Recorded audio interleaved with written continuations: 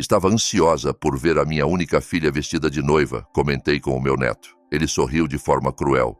Avó, ficou louca? O casamento dela foi ontem e ela decidiu convidar apenas as pessoas importantes para ela. No dia seguinte, apareci à porta dela com um notário público. É uma surpresa? Fico feliz por teres aqui. Segue a minha história até ao fim e comenta de que cidade me estás a ver. Assim, poderei ver até onde a minha história chegou. Tinha 62 anos neste mundo e nunca imaginei que o meu próprio neto me cravasse um punhal tão fundo no coração. O Vicente estava sentado na minha sala com aquele sorriso que antes me derretia a alma, mas que agora parecia ter algo de sinistro. Ele vinha visitar-me todos os domingos como de costume e eu estava entusiasmada a falar-lhe do vestido que comprara para o grande dia. Estou tão ansiosa por ver a minha filha vestida de noiva, disse tirando o vestido azul marinho do armário. Escolhera-o com tanto cuidado, pensando em cada detalhe. A Clara sempre fora exigente com a roupa e eu queria estar perfeita para o dia especial dela.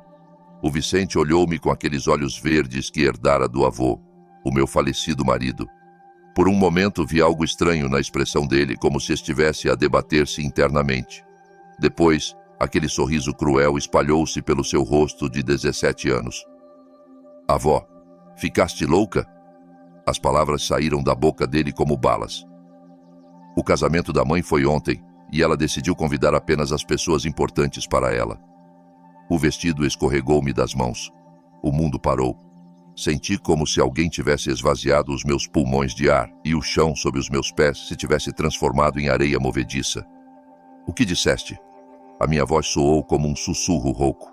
O Vicente recostou-se no sofá, claramente a desfrutar do meu choque. Sim, avó. Foi uma cerimônia linda, muito elegante, muito exclusiva. Só as pessoas que realmente importam. Fez uma pausa dramática. É pena que não estivesses nessa lista. As lágrimas começaram a brotar, mas havia algo mais a crescer no meu peito. Era uma fúria que não sentia há décadas. Como era possível que a minha própria filha, a menina que criara sozinha depois da morte do pai dela, quando ela tinha 15 anos, me tivesse excluído do dia mais importante da sua vida?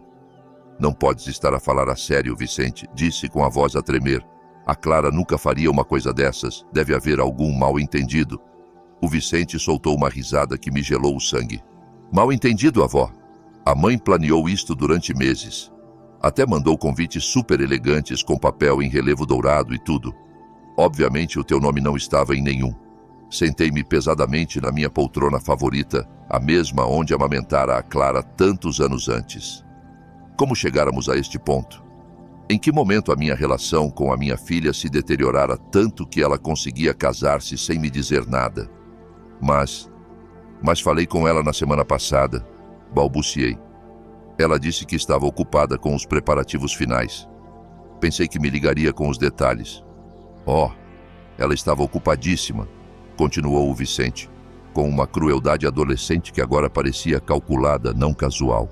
O sítio era incrível, um salão no centro de Lisboa, com vista para o Tejo. Deve ter custado uma fortuna. E o vestido, meu Deus, avó, era como de princesa. Deve ter custado mais de 5.000 euros. Cada detalhe era como outra facada. A minha filha gastara mais num vestido do que eu ganhava em 3 meses com a minha pensão. E eu nem sabia que ela se casara. Quantas pessoas estavam lá? Perguntei, embora não tivesse a certeza se queria saber a resposta. Umas 150, acho. Tudo gente muito elegante. O novo marido tem uma família com muito dinheiro, sabes? A mãe diz que agora vai poder viver a vida que sempre mereceu. A vida que sempre mereceu. Como se a vida que construíramos juntas depois da morte do pai dela não valesse nada. Como se todos aqueles anos a trabalhar em turnos duplos para lhe pagar a universidade não significassem nada para ela. Vicente disse, tentando manter a voz firme. Por que me estás a contar isto assim? Por que não me disseste antes do casamento? A expressão dele mudou ligeiramente. Por um momento vi um brilho de algo parecido com culpa, mas desvaneceu-se rapidamente. A mãe disse-me para não te contar nada. Disse que te ias pôr muito dramática e que ias estragar tudo. Encolheu os ombros, como se estivesse a falar do tempo. Acho que ela pensou que era melhor assim. O meu coração partiu-se em 1000 pedaços, mas ao mesmo tempo, algo escuro e decidido começou a formar-se na minha mente. A Clara tomara uma decisão. Decidira que eu não era importante o suficiente para estar na sua nova vida. Muito bem, eu também podia tomar decisões. Levantei-me da poltrona com uma calma que me surpreendeu. Vicente, acho que está na hora de ires embora. A avó, pela primeira vez desde que chegara, ele pareceu genuinamente confuso. Vai-te embora.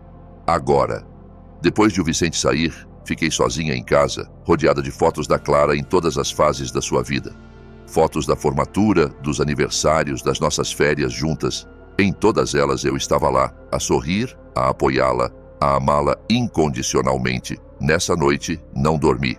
Passei a noite acordada e, pela primeira vez em anos, não era por preocupação ou tristeza.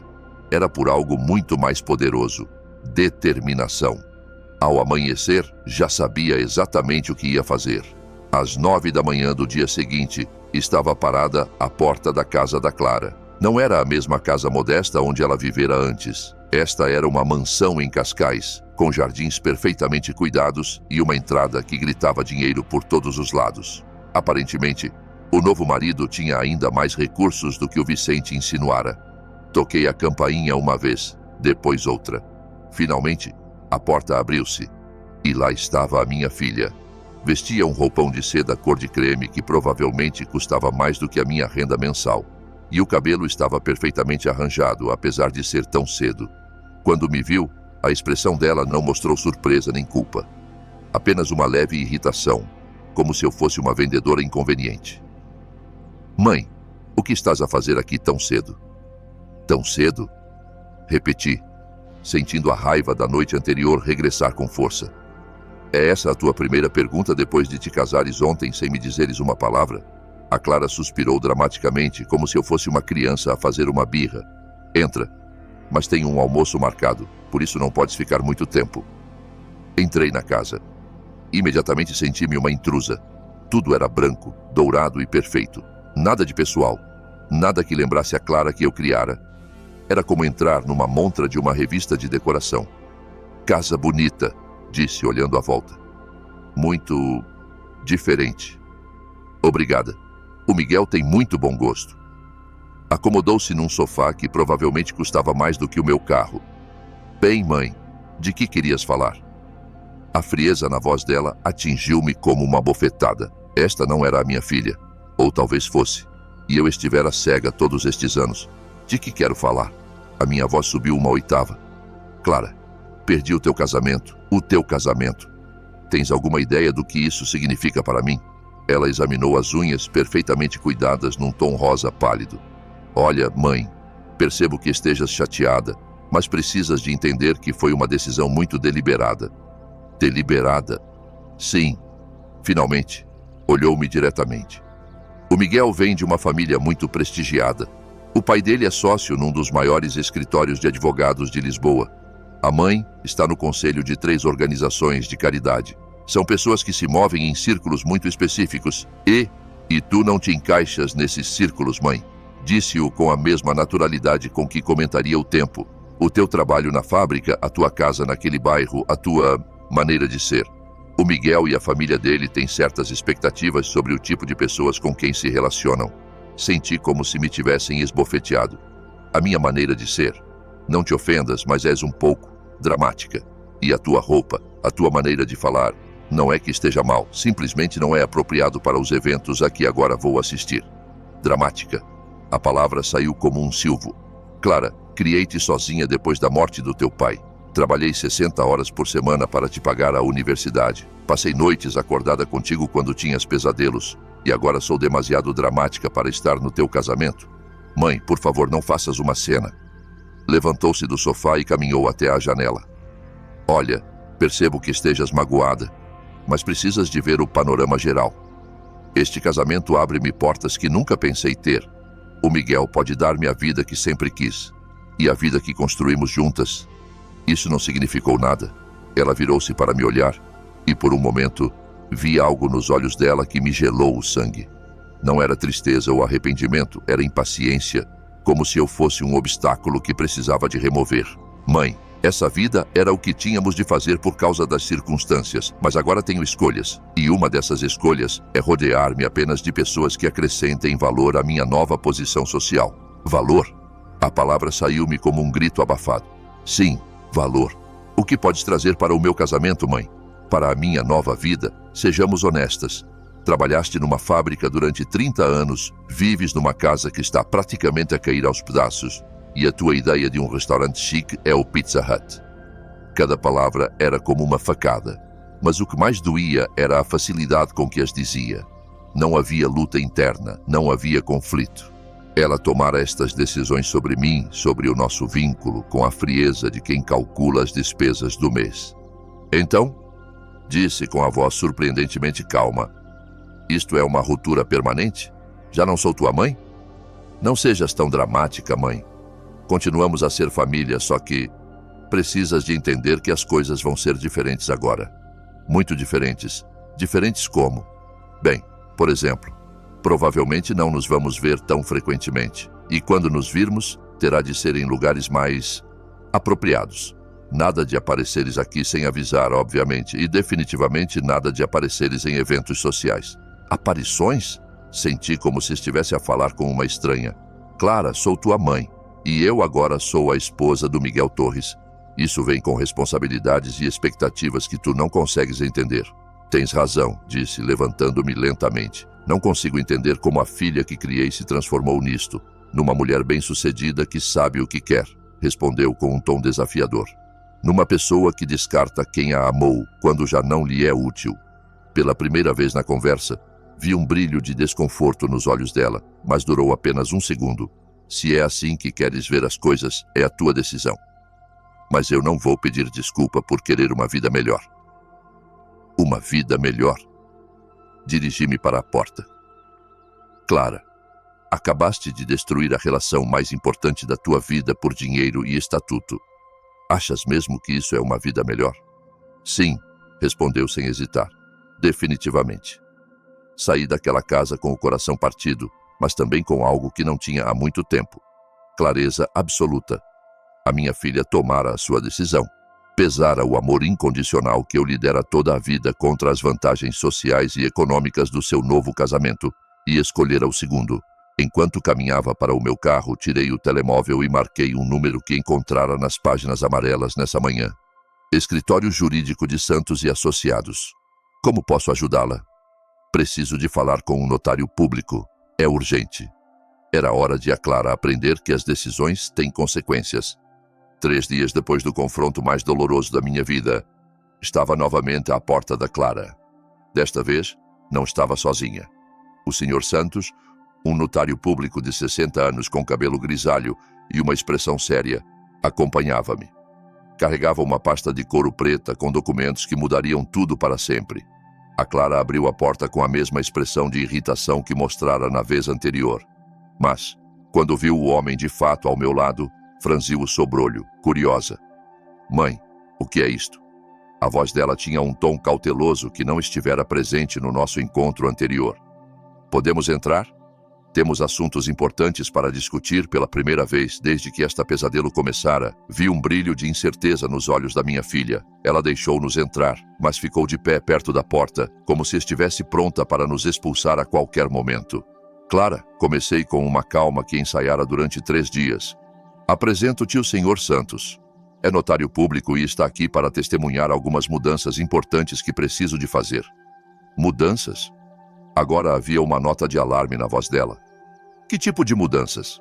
O Sr. Santos abriu a sua pasta e tirou vários documentos. Minha senhora, a sua mãe contratou-me para testemunhar e autenticar alterações ao seu testamento, bem como mudanças na titularidade de vários ativos importantes. Vi o rosto da Clara perder a cor. Os olhos dela moviam-se rapidamente entre o notário e eu, como se estivesse a tentar processar o que ouvia. Mãe, de que está ele a falar? Senta-te, Clara. A minha voz era firme, mas não cruel. Está na hora de saberes exatamente o que significa descartar a tua família. Ela sentou-se lentamente no sofá branco, as mãos a tremer ligeiramente. Era a primeira vez que havia mostrar alguma vulnerabilidade desde que tudo isto começara. Durante 35 anos, estive a poupar cada cêntimo que podia para garantir que tivesses um futuro seguro. A casa onde cresceste, onde o teu pai e eu planeávamos envelhecer juntos, sempre esteve destinada a ser tua. Mãe, tentou interromper. Não terminei. Levantei a mão. Essa casa vale 250 mil euros agora. Não é uma mansão como esta, mas é um lar. Um lar cheio de memórias de uma família que te amou incondicionalmente. O Sr. Santos colocou o primeiro documento na mesa de vidro. Este é o Novo Testamento da Sra. Guida Ferreira. Como podem ver, a casa de família já não será herdada pela menina Clara Ferreira. O quê? A Clara inclinou-se para a frente, lendo rapidamente as linhas do documento. Para quem a vais deixar? Para a Fundação de Habitação para Mães Solteiras de Lisboa, respondi.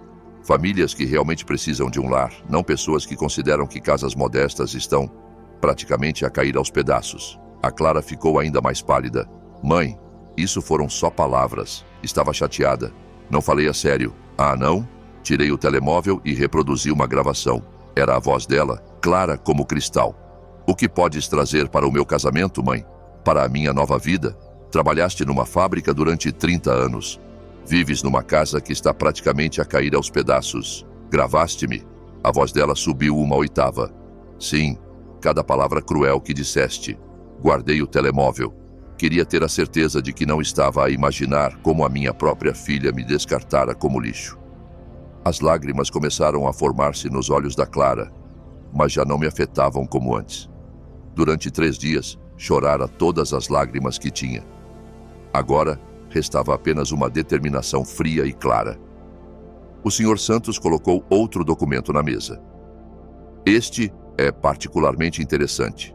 Sabia, minha senhora, que a sua mãe também tinha uma apólice de seguro de vida de 500 mil euros com a menina como beneficiária? Tinha? A Clara olhou para o documento com um horror crescente. Agora o beneficiário é o Vicente, disse simplesmente. Pelo menos ele teve a honestidade de me contar a verdade sobre o teu casamento, por mais cruel que tenha sido. O Vicente é apenas uma criança. O Vicente é teu filho. E ao contrário de ti, ele não passou anos a planear como se livrar de mim quando já não lhe fosse útil. A Clara levantou-se bruscamente do sofá. Mãe, isto é ridículo. Estás a reagir de forma exagerada por uma discussão tonta. Uma discussão tonta? A minha voz manteve-se perigosamente calma. Clara, tu não me convidaste para o teu casamento. Não foi uma discussão no calor do momento, mas uma decisão calculada que tomaste meses antes. Disseste-me claramente que eu não acrescento valor à tua nova vida. Bem, eu também sei fazer cálculos. O que queres dizer? O Sr. Santos pigarreou. Há mais documentos, minha senhora. O meu coração batia com força, mas a minha voz permanecia firme. Sabias que o teu pai tinha um irmão? Clara. O teu tio Roberto, que morreu há 5 anos sem filhos. Vagamente, respondeu confusa. Ele deixou-me tudo. A casa no Algarve, os investimentos, a conta de reforma. No total, quase 700 mil euros. Vi os olhos dela abrirem-se com choque. Durante estes anos estive a gerir esse dinheiro, a guardá-lo para te dar quando estivesses pronta para comprar a tua primeira casa. Mãe, a voz dela era apenas um sussurro. Esse dinheiro também vai agora para o Vicente, junto com o meu próprio fundo de reforma. A Clara cambaleou ligeiramente. Quanto? Quanto dinheiro é no total? 1.200.000 euros, respondeu o Sr. Santos, lendo do documento. Será colocado num fundo fiduciário para o Vicente, administrado pela Sra. Ferreira, até ele completar 25 anos. 1.200.000 euros? A Clara gritou. Mãe, isso é uma fortuna. Não podes dar tudo isso ao Vicente, por que não? Perguntei. Segundo tu, eu não tenho valor para acrescentar à tua vida. Claramente o dinheiro que estive a guardar para ti também não tem valor. Não foi isso que quis dizer. Ah, não? Porque disseste muito claramente que precisavas de te rodear apenas de pessoas que acrescentassem valor à tua nova posição social. Bem, agora tens o que querias. Rodeaste-te apenas de pessoas que consideras valiosas. A Clara começou a andar de um lado para o outro, as mãos a tremer. Mãe, por favor, pensa bem. Estás a tomar decisões permanentes com base num momento de raiva. Um momento de raiva? Levantei-me lentamente. Clara, tu planeaste excluir-me do teu casamento durante meses. Disseste ao Vicente para não me contar nada.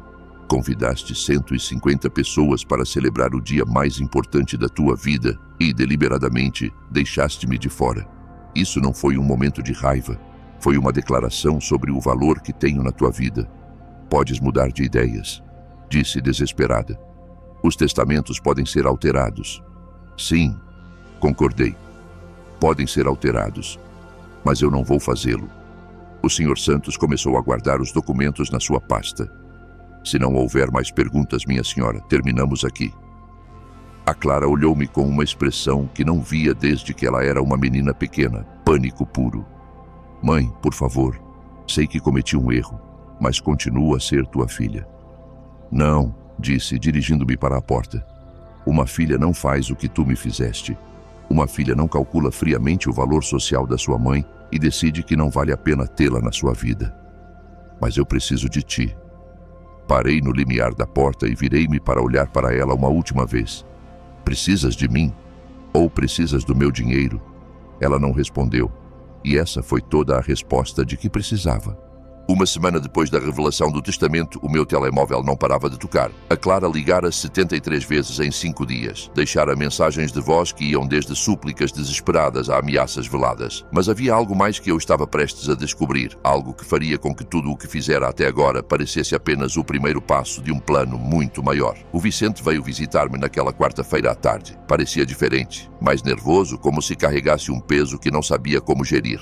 Sentou-se no mesmo sofá onde me partira o coração uma semana antes, mas desta vez os olhos dele evitavam os meus. Avó, começou com a voz a tremer ligeiramente. Preciso de te contar uma coisa importante. O que se passa, Vicente? É sobre a mãe e sobre o avô. Referia-se ao meu falecido marido. Há algo que a mãe nunca te contou. Senti um arrepio descer-me pela espinha. Que tipo de coisa? O Vicente respirou fundo. Lembras-te de quando o avô morreu?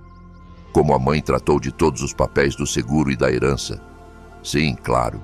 Eu estava demasiado destroçada para lidar com isso. Ela insistiu em ajudar-me. Bem, o Vicente remexeu-se desconfortável. Havia mais dinheiro do que tu sabias. O que queres dizer? O avô tinha uma conta de investimento separada, uma que esteve a construir durante anos sem te contar, porque queria que fosse uma surpresa para quando se reformassem juntos. O meu coração começou a bater mais rápido. Vicente, de que estás a falar? A mãe encontrou os documentos quando estava a tratar de tudo. A conta tinha 400 mil euros, avó. O avô esteve a alimentá-la com o dinheiro dos trabalhos extra, as horas noturnas no armazém. O mundo começou a girar à minha volta. 400 mil euros. A mãe nunca te contou. Ficou com o dinheiro e usou-o para a entrada da primeira casa dela, para pagar os empréstimos estudantis, para tudo. As palavras do Vicente pareciam vir de muito longe. O meu marido, o meu querido Eduardo, estivera a trabalhar secretamente, a poupar cada cêntimo extra para que pudéssemos ter uma reforma confortável juntos.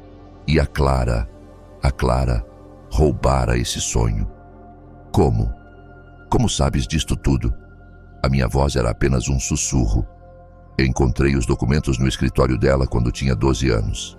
Não entendia o que significavam na altura, mas quando cresci e comecei a fazer perguntas, ela disse-me que era melhor que tu não soubesses, que te magoaria mais saber que o avô guardara segredos e tu acreditaste nela. O Vicente baixou a cabeça, envergonhado. Era a minha mãe, avó, e eu era só uma criança, mas agora, depois do que ela te fez com o casamento, não consigo continuar calado. Levantei-me do sofá, a tremer. Não era só pela traição do dinheiro, embora isso fosse devastador. Era a percepção de que a Clara estivera a manipular-me durante anos, a tomar decisões sobre a minha vida sem o meu conhecimento, a controlar informações que me pertenciam por direito. Há mais alguma coisa, Vicente? Perguntei, embora não tivesse a certeza se aguentaria mais revelações. Sim, sussurrou. Também há algo sobre a conta do tio Roberto. O que tem ela? A mãe fez-me assinar uns papéis no último ano. Disse que eram para impostos, mas acho que me nomeou como beneficiário dessa conta também. Não só do dinheiro que tu lhe vais deixar. O quê? Avó, acho que a mãe estava a planear fazer-te assinar documentos para transferir o dinheiro do tio Roberto para o meu nome, com ela como administradora até eu fazer 21 anos. A sala ficou em silêncio absoluto. A magnitude da traição da Clara era maior do que eu imaginara. Não só me excluíra do seu casamento e me insultara cruelmente, como estivera a orquestrar um plano para controlar todo o meu dinheiro. Vicente, disse, com uma voz que não reconhecia como minha. Tens esses documentos? Sim, trouxe-os comigo. Tirou uma pasta da mochila. Pensei que devias vê-los. Revisei os papéis com as mãos a tremer. Lá estava tudo. Formulários de transferência de fundos fiduciários, documentos de tutela financeira, até um rascunho de um novo testamento que me declarava incapaz de gerir assuntos financeiros complexos devido à idade avançada. Incapacitada? Li em voz alta. Tenho 62 anos, não 92. Avó, o Vicente tocou-me na mão suavemente. Há mais uma coisa que precisas de saber. O que mais pode haver? A mãe tem andado a dizer a toda a gente que estás a começar a ter problemas de memória. A família, aos vizinhos, até foi falar com o teu médico. O quê? A fúria que senti nesse momento era diferente de qualquer coisa que já experimentara. Foi falar com o Dr. Esteves? Sim. Disse-lhe que estavas a mostrar sinais de confusão, que às vezes te esquecias de coisas importantes. Estava a construir um caso para provar que não eras competente para gerir o teu próprio dinheiro. Sentei-me pesadamente. A percepção completa da traição da Clara atingiu-me como uma onda. Não fora só a questão do casamento. Fora um plano cuidadosamente orquestrado para me isolar, controlar o meu dinheiro e, eventualmente, apropriar-se de todos os meus bens. Por que me estás a contar tudo isto agora, Vicente? Porque depois de te ver sofrer tanto com o casamento, não consegui continuar a fazer parte das mentiras dela. E por quê? Ele hesitou, lutando com as palavras. Por que o quê? Porque ela me disse que depois de conseguir controlar o teu dinheiro, provavelmente teríamos de te pôr num lar de idosos. Disse que seria o melhor para ti, mas eu sabia que era porque já não precisaria de ti. As lágrimas que estivera a conter finalmente caíram. Não eram lágrimas de tristeza desta vez, mas de uma raiva pura e justificada. A minha própria filha estivera a planear roubar-me a independência, a minha casa, a minha dignidade, tudo por dinheiro. Vicente, disse, limpando os olhos, estarias disposto a testemunhar sobre tudo isto, se fosse necessário? Testemunhar? Perante um advogado? Ou até perante um juiz, se chegasse a esse ponto? O Vicente assentiu firmemente. Sim, avó, está na hora de a mãe pagar pelo que tem feito. Levantei-me e caminhei até a janela, olhando para a rua onde crescera, onde construíra uma vida com o Eduardo, onde criara uma filha que agora me via como nada mais do que uma fonte de dinheiro para explorar. Vicente, disse, sem me virar, sabes qual é a coisa mais triste de tudo isto? O quê, avó? Que se a Clara tivesse vindo ter comigo com honestidade, se me tivesse dito que precisava de ajuda financeira ou que queria parte da sua herança mais cedo, eu provavelmente lhe a teria dado, porque a amava. E agora, virei-me para o olhar e, pela primeira vez em dias, sorri. Mas não era um sorriso feliz. Era o sorriso de alguém que finalmente entendera com quem estava a lidar. Agora, Vicente, a tua mãe vai descobrir que duas pessoas podem jogar este jogo de manipulação. E eu tenho muito mais anos de experiência. Era hora de fazer algumas chamadas. Na segunda-feira de manhã, exatamente 2 semanas depois de descobrir que perdera o casamento da minha própria filha, estava sentada no escritório da advogada mais prestigiada de Lisboa. A doutora Margarida Silva tinha uma reputação feroz em casos de fraude financeira e abuso de idosos. O seu escritório, no 32º andar de um arranha-céus no centro financeiro de Lisboa, gritava sucesso e competência. Senhora Ferreira, disse a advogada Silva, revendo os documentos que o Vicente e eu trouxéramos. Este é um dos casos mais calculados de abuso financeiro familiar que vi em 25 anos de carreira. O Vicente estava sentado ao meu lado, nervoso, mas determinado. Insistira em acompanhar-me, dizendo que já era hora de alguém defender a sua avó. Quão grave é a situação legalmente? Perguntei. Muito grave. A sua filha cometeu fraude quando se apropriou dos 400 mil euros da conta de investimentos do seu marido. Isso é roubo, puro e simples. Além disso, as tentativas de manipular a sua reputação médica para a declarar incompetente constituem abuso de idosos sob a lei portuguesa. E o que podemos fazer quanto a isso? A advogada Silva sorriu, e não era um sorriso agradável. Podemos fazer muitas coisas. Primeiro, vamos apresentar queixas criminais por fraude. Segundo, vamos processá-la civilmente pelos 400 mil euros mais juros compostos dos últimos 7 anos. Isso daria cerca de 600 mil euros agora. O Vicente soltou um assobio baixo. A mãe poderia ir para a prisão? A fraude desta magnitude geralmente acarreta de 2 a 5 anos de prisão, respondeu a advogada. Especialmente quando há evidências de premeditação e manipulação psicológica. Quero que saiba, disse cuidadosamente, que não estou a fazer isto por vingança. Não. A advogada Silva ergueu uma sobrancelha. Não.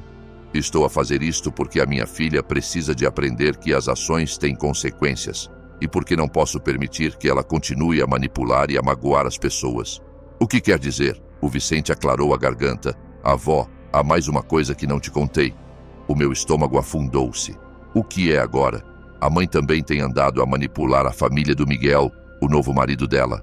Tem contado histórias sobre ti, pintando-te como uma mãe tóxica e abusiva que arruinou a infância dela. O quê? A palavra saiu como um grito abafado. Disse-lhes que eras alcoólica, que a espancavas, que a obrigaste a trabalhar desde os 14 anos para sustentar a casa. Basicamente inventou uma história de abuso para explicar por que não querias estar na vida dela.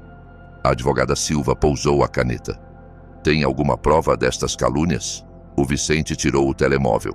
Gravei uma conversa que ela teve com a senhora Torres, a sogra da mãe, na semana passada. Reproduziu a gravação. A voz da Clara encheu o escritório. A minha mãe foi terrível comigo quando eu era criança. Batia-me com o que tivesse à mão quando eu não limpava a casa perfeitamente. E o álcool... Margarida, não podes imaginar como era viver com uma alcoólica. Tinha de esconder dinheiro para a comida porque ela gastava tudo em vodka. Fiquei sem fôlego. Cada palavra era uma mentira, uma fabricação cruel, desenhada para justificar o comportamento dela e ganhar simpatia. A gravação continuou. Foi por isso que não a podia convidar para o casamento. Sabes como são os alcoólatras, sempre a causar cenas, a arruinar momentos especiais. O Miguel e eu decidimos que era melhor mantê-la afastada. Meu Deus, sussurrei. A senhora Torres acreditou nela? Completamente, respondeu o Vicente. E não só isso. A mãe convenceu o Miguel a emprestar-lhe 50 mil euros para terapia para lidar com o trauma da infância abusiva. A advogada Silva tomou notas rapidamente. Isso é difamação com danos financeiros. Estamos a falar de acusações adicionais. 50 mil euros? Não podia acreditar no que ouvia. Ela usou-os para redecorar a casa e comprar um carro novo, explicou o Vicente. Um BMW descapotável cor-de-rosa. Disse que o merecia depois de todos os anos de trauma. Vicente, disse a advogada Silva, estarias disposto a testemunhar contra a tua mãe em tribunal? O Vicente olhou para mim, os olhos cheios de determinação e tristeza. Sim, não posso continuar a permitir que ela magoe a minha avó ou minta sobre ela. Muito bem, agora, senhora Ferreira, há mais uma coisa que devemos discutir. Com as provas que temos, podemos forçar a sua filha a devolver não só os 400 mil euros originais, mas também buscar danos punitivos. O que significa isso? Significa que podemos processá-la pelo dobro ou até pelo triplo do dinheiro roubado. Estamos a falar de, potencialmente, 1,2 milhões de euros. Mas ela não tem tanto dinheiro, protestei. Não, mas o novo marido dela tem, e segundo as leis de propriedade matrimonial portuguesas, ele pode ser responsável pelas dívidas dela. O Vicente endireitou-se. Isso significa que o Miguel pode perder o dinheiro dele por causa das mentiras da mãe? Exatamente. E quando ele descobrir que a nova esposa não só é uma ladra, mas também o usou para obter dinheiro sob falsos pretextos. A advogada deixou a frase incompleta, mas as implicações eram claras. O casamento deles não vai sobreviver a isso, murmurei. Provavelmente não, especialmente quando a família Torres descobrir que todas as histórias sobre si foram inventadas. Fiquei em silêncio durante vários minutos, a processar toda a informação. A Clara não roubara apenas dinheiro e me excluíra da sua vida. Construíra uma rede completa de mentiras e manipulações que se estendia até a sua nova família. Doutora Silva, disse finalmente, quero que avance com tudo. As queixas criminais, o processo civil, tudo. Tenha certeza. Isto vai destruir a vida da sua filha. A minha filha destruiu a minha vida primeiro e, mais importante, está a destruir as vidas de outras pessoas com as suas mentiras. A família Torres merece saber a verdade sobre com quem o filho dele se casou. Muito bem, começaremos os procedimentos amanhã mesmo. Enquanto saíamos do escritório, o Vicente segurou meu braço. Avó, tens a certeza disto? Uma vez que isto comece, não há volta atrás. Vicente, disse, olhando-o diretamente nos olhos. A tua mãe teve muitas oportunidades de fazer o que era correto. Podia ter vindo ter comigo com honestidade. Podia ter pedido desculpa depois do casamento. Podia ter parado com as mentiras a qualquer momento. Mas em vez disso, duplicou a aposta e continuou a mentir e a roubar. Eu sei, só que é a minha mãe, sabes? E eu sou a tua avó. E mereço justiça. Nessa noite, pela primeira vez em semanas, dormi profundamente. Não porque estivesse feliz por magoar a Clara, mas porque finalmente estava a tomar o controle da minha própria vida. Já não era a vítima silenciosa das manipulações da minha filha. No dia seguinte, a doutora Silva ligou-me cedo.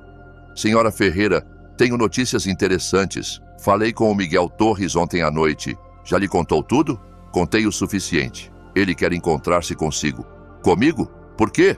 Aparentemente, algumas coisas que a sua filha lhe disse nunca lhe fizeram sentido. As histórias sobre si não batiam certo com a mulher que o Vicente descrevia quando falava da avó. O Miguel quer ouvir a sua versão dos factos. E a Clara? Ele ainda não lhe disse nada, mas acho que o casamento deles está prestes a enfrentar a primeira crise real. Desliguei o telefone com uma sensação estranha no peito. Não era exatamente felicidade, mas também não era tristeza. Era algo mais próximo de alívio. Finalmente, a verdade ia vir à tona. 6 meses depois da reunião no escritório da advogada Silva, estava sentada no meu novo apartamento pequeno, a tomar café e a ler o jornal matinal. Já não vivia na casa onde criara a Clara. Vendera-a e mudara-me para um lugar mais pequeno, mas mais tranquilo, num bairro onde ninguém conhecia a minha história e onde podia começar de novo. A campainha tocou exatamente às 10 da manhã.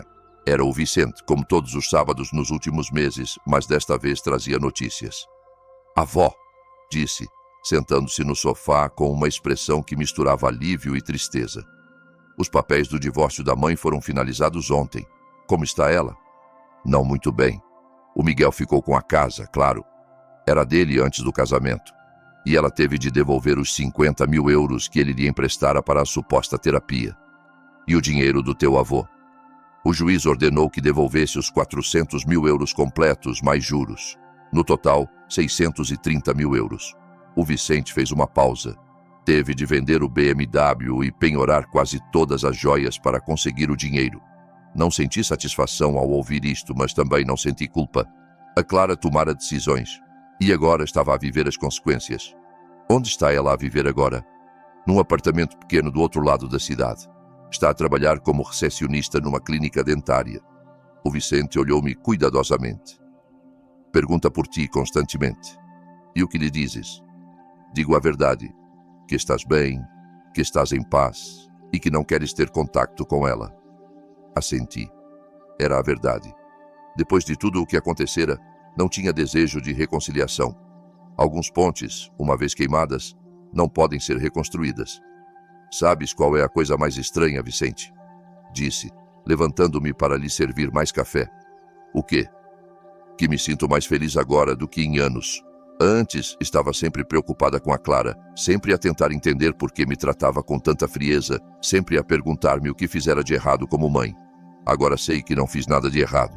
Simplesmente criei alguém que escolheu ser cruel. O Vicente assentiu. E sabes qual é a melhor parte disto tudo? O quê? Que agora tenho uma avó que é realmente feliz. Antes, parecias sempre triste quando a mãe não era gentil contigo. Agora és diferente. Mais forte. Ele tinha razão. Os últimos meses foram uma revelação. Sem a pressão constante de tentar ganhar o amor da Clara, redescobrir a quem realmente era. Começara a ter aulas de pintura no centro comunitário. Fizera novas amigas. Até começara a sair ocasionalmente com o Henrique, um viúvo simpático, que conhecera na biblioteca. Sabes o que fiz ontem? Perguntei ao Vicente. O quê? Fui visitar a campa do teu avô pela primeira vez desde que descobri o dinheiro roubado. Como te sentiste? Contei-lhe tudo.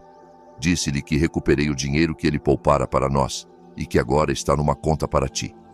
Disse-lhe que encontrei a paz, parei, recordando a sensação de calma que sentira no cemitério. E pedi-lhe desculpa. Desculpa por quê? Por ter criado uma filha que o desonrou ao roubar o último presente dele para mim. O Vicente levantou-se e abraçou-me. Avó, tu não tens culpa das decisões da mãe. Eu sei, mas precisava de lhe dizer. Ficamos em silêncio por um momento, cada um perdido nos seus pensamentos.